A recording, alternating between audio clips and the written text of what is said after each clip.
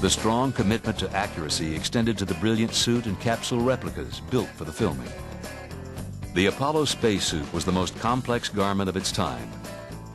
It protected the astronauts from temperatures on the moon ranging from 243 degrees below zero to 225 degrees. It weighed about 180 pounds. The suit replicas had over 180 individually made pieces, including 24-karat gold-coated helmet visors, just like the ones that protected the Apollo astronauts from the rays of the sun. First day I was in the suits was the astronaut walk, which was a physically exhausting day. I mean, the suits weigh 60 pounds, so I lost 9 pounds first day. These aren't real spacesuits, but they're kind of brilliant mock-ups. And we're very lucky we have coolant suits underneath, vests underneath here that we strap on that has cold water running through it, and they can control the temperature. There it is. It's going around my chest right now. It just went down my spine. It's kind of nice. It's saving my life. We also have an airflow system that they hook up a hose here and pump air. So when we have our helmets on, there's oxygen flowing. We had a couple of times we were working very late at night, and the AD would call RAP, and the electricians would just turn off the power, forgetting that it's like, excuse me, I know we're like spoiled babies, but could you just take us out of here before we die? I wanted to have one of those little hammers, you know, in case of emergency break glass. The Apollo command module was less than 13 feet in diameter and contained over 30 miles of wiring. It's as though somebody designed a machine to go to the moon and then later on realized they were going to put a human in it.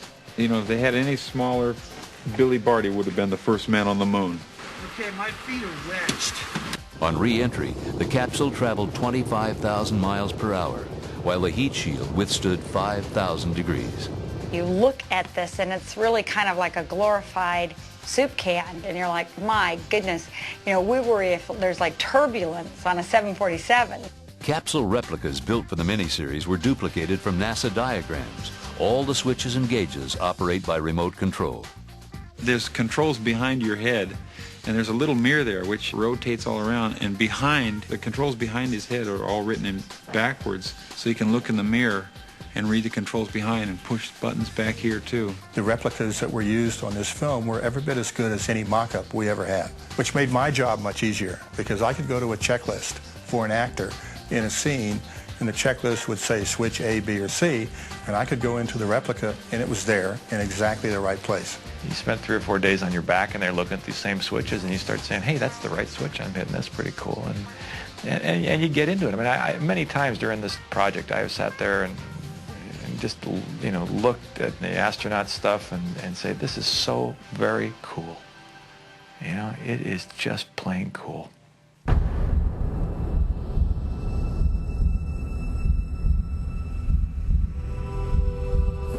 Perhaps the most ambitious and most difficult mission recreated was the tragedy of the Apollo 1 fire.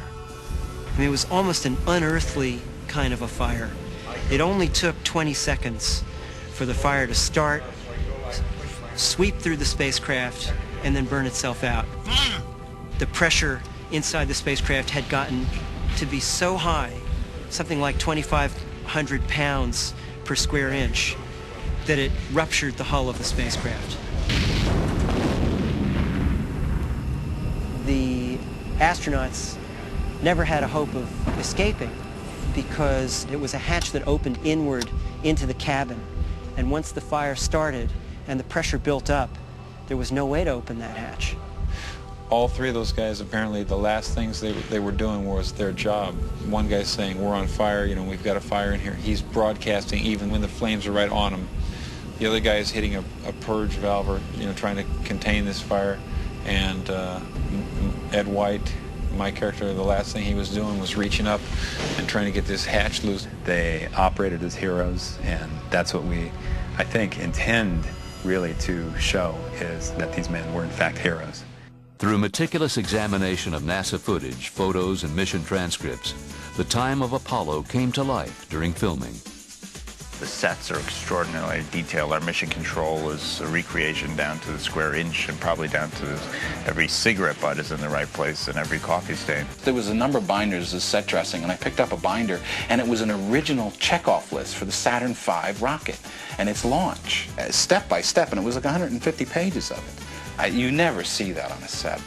30-year-old Apollo artifacts long forgotten by NASA were recovered and restored for the filming, including the White Room, through which the Apollo 11 through 17 crews boarded their spacecrafts, the Apollo 11 astronaut van, and the Apollo Command Module and Lunar Module simulators. Well, these simulators are the actual ones that the Apollo crews used. This one here is for rendezvous, docking in space, which was real important for actually being able to bring a guy back from the moon. This one right here was the lunar landing simulator. And it's kind of neat. It's connected to this mounted camera here, which responds directly to the commands that you give it inside the lunar module. And there's like a 10-foot diameter lunar surface made out of plaster of Paris. And the camera will come closer and closer as you steer it closer and closer. The lunar module from the canceled Apollo 18 mission was also refurbished for the miniseries. As a matter of fact, they still got my torque wrench for closing the hatch here.